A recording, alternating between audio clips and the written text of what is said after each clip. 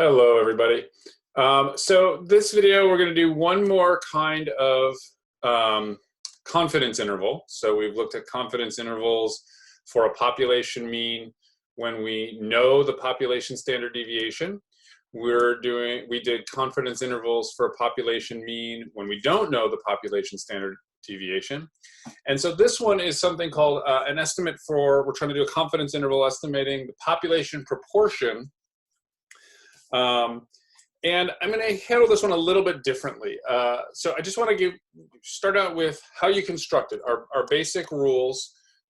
It's the same as all estimations. Remember, all of our confidence intervals start with a point estimate, and then we do plus or minus the error.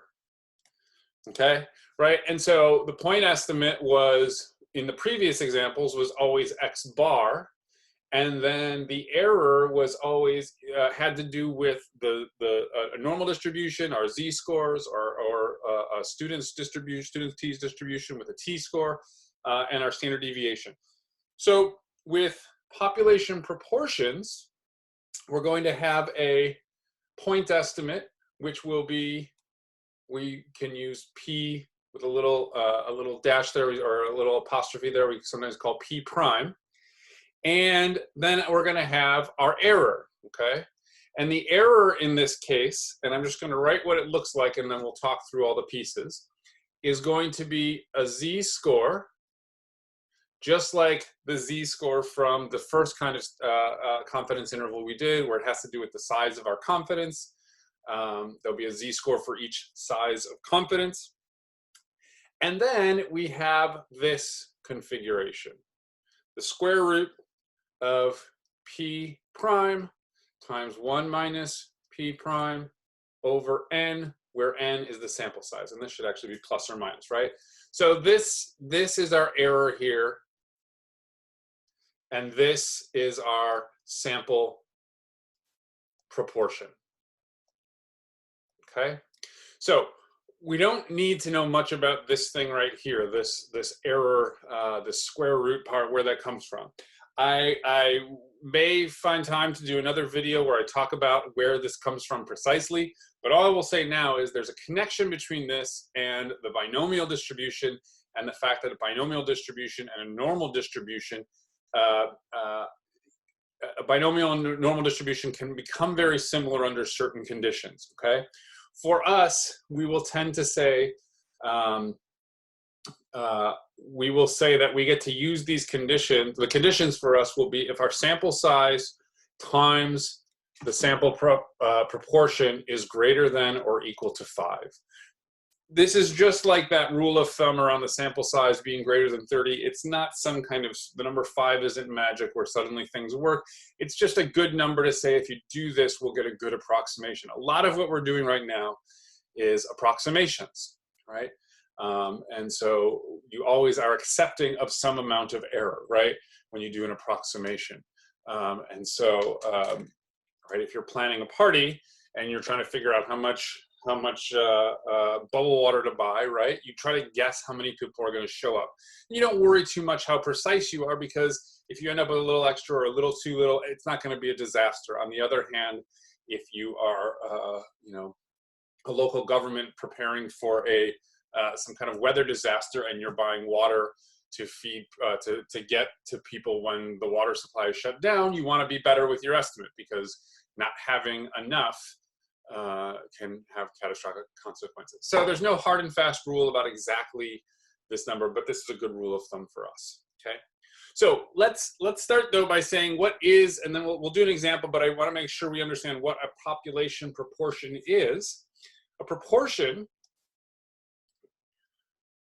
is when we'll ask questions like, what proportion of the population has this characteristic, some characteristic, right? If I want to know the proportion of the population with redheads, what I'm looking for is the number with characteristic in our population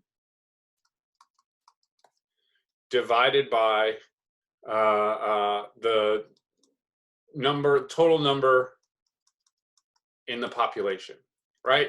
So if I want to know the proportion of redheads in humans, I would take the number of redheads in the world divided by the total number of humans in the world. Or if I want to know the proportions of my students who well, in regular days, who commuted by bus, I would take number of students who take the bus divided by all of the students that there are, okay? So you'll be typically you'll know to use this when the word proportions in the problem, and there's also typically an underlying binomial distribution. What I mean by that is, for instance, in the example of redheads, if I was doing an experiment picking one human at random, right, and I knew a certain percentage of humans were redheads, well then that experiment, if I were to say let's say I was selecting 10 redheads, there would be a probability of success equal to whatever proportion of the population is redheaded, and then we'd have the number of trials, how many humans I'm selecting, and so on. And so these are very well related to those kinds of problems. So you'll see an underlying binomial distribution in the setup, okay? So in these kinds of problems, we don't know what the human proportion is, and so we're trying to estimate it, and what a researcher would do is go out and sample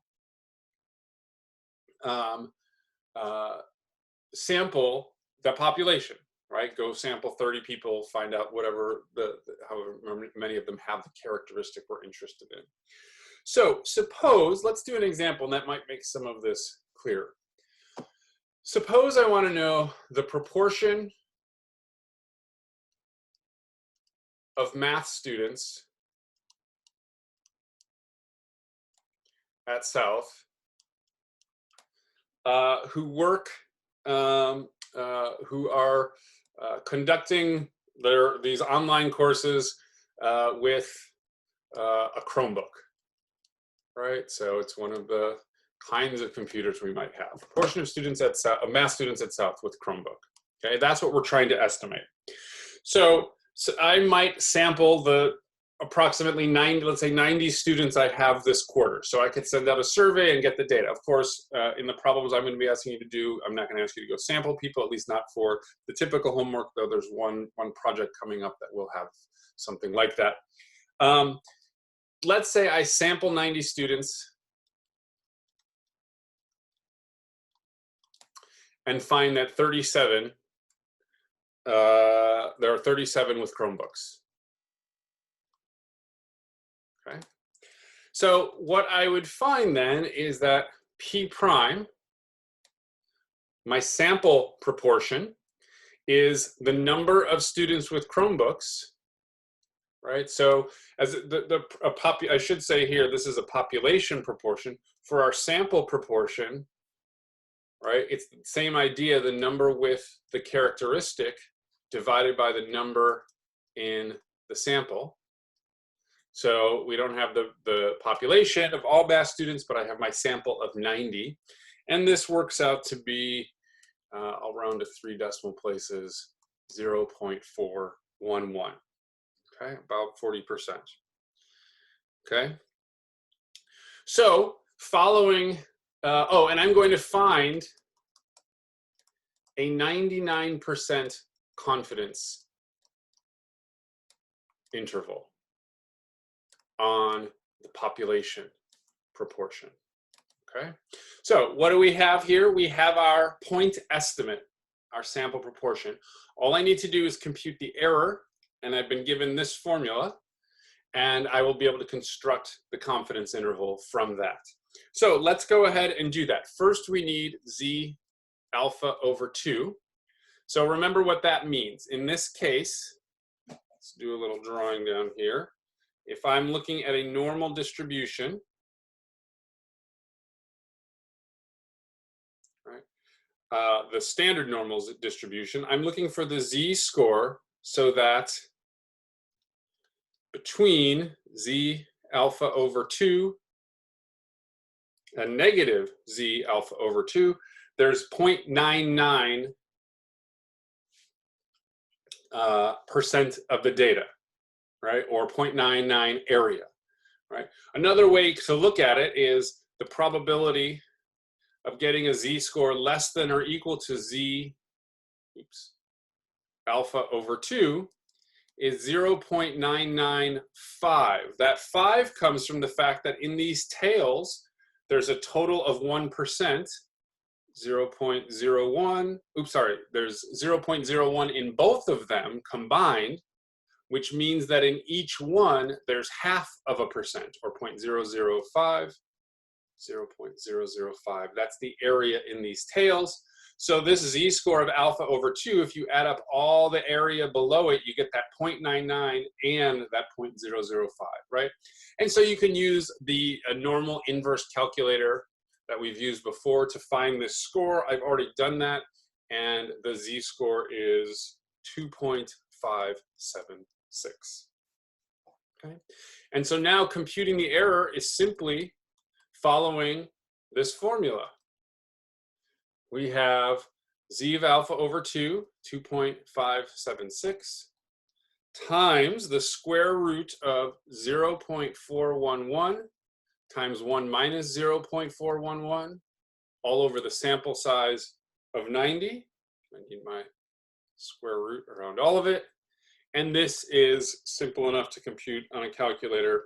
We get 0.134. So there's my error. And so now we're adding and subtracting that to the point estimate. Okay, so my point estimate is 0.411. So I'm going to take 0.411 minus 0.134 and 0.411 plus 0.134, and I will get 0.277, and I will get 0.545. Right? And so I would say with 99% confidence, the proportion of students with Chromebooks is in the interval. I'll use interval notation 0.277, 0.545. Okay, and that's it. So like I said, I'm going to just leave this example as it is. If I find time, I might be able to make another video to dig into exactly where this comes from. But all this is about right now is being able to perform this. We have 3 confidence intervals we've seen in the last few videos. They all follow this point estimate plus or minus the error. They each have a different way to find the error, but they're all fairly well related, either a z or a t-score. And this second thing is always something to do with the standard deviation, right? This is a way you can compute the standard deviation related to the binomial when you take these proportions. So that's all I want to say about the derivation there. But these confidence intervals turn out to be pretty straightforward to compute. And this is, we've now seen the 3 kinds that I'm going to cover in these videos. Okay, that is it for this one. Thanks, everybody. I will see you next time.